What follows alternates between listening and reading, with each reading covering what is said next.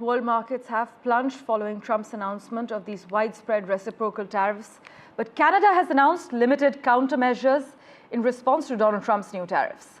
Prime Minister Mark Carney called the move a tragedy for global trade and said Canada would impose a 25% tariff on non-compliant US vehicle imports. However, auto parts and Mexican content will be exempt. This is what he has said.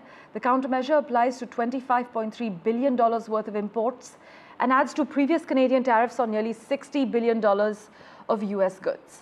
Mr. Carney warned that while the US may eventually shift its approach, it could take time. But Trump's new tariffs, including that 10% baseline levy on all US imports, have already rattled global markets, as Mitch McCann was reporting as well.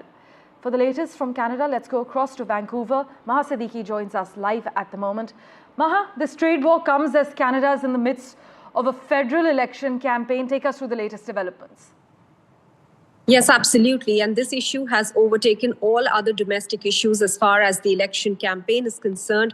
Right now, the focus of all the political parties here is on the trade war with the US, and they are all announcing measures that they would take if they come to power in Canada against the US, especially the Donald Trump administration and the tariffs that he's imposing. So this trade war is well and truly underway, and Canada is responding. And how? Now, Prime Minister Mark Carney has already said that 25% tariff will be levied on fully made cars coming in from the US.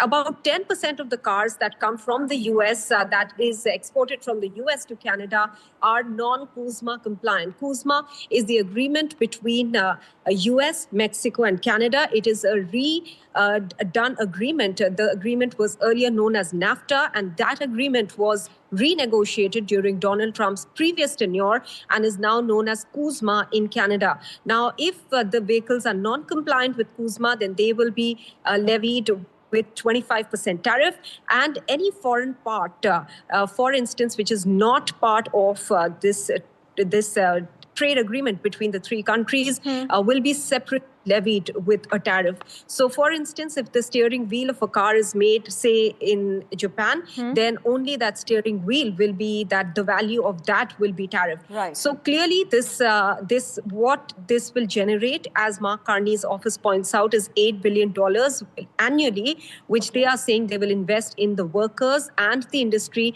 that is being affected because of the US tariff. And this is a big issue, especially in the Ontario province, wherein Windsor Stellantis has already paused their production.